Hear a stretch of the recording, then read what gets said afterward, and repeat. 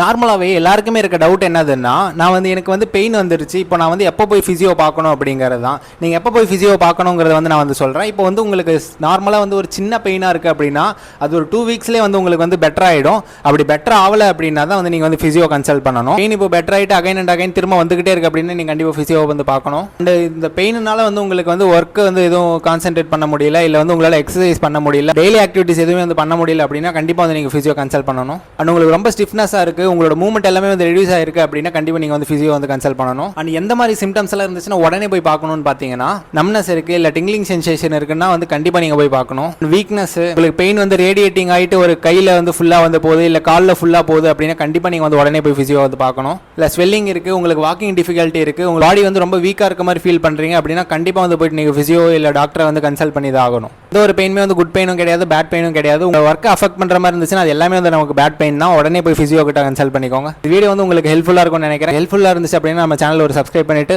Follow பண்ணிட்டு like பண்ணிக்கோங்க. Thank you.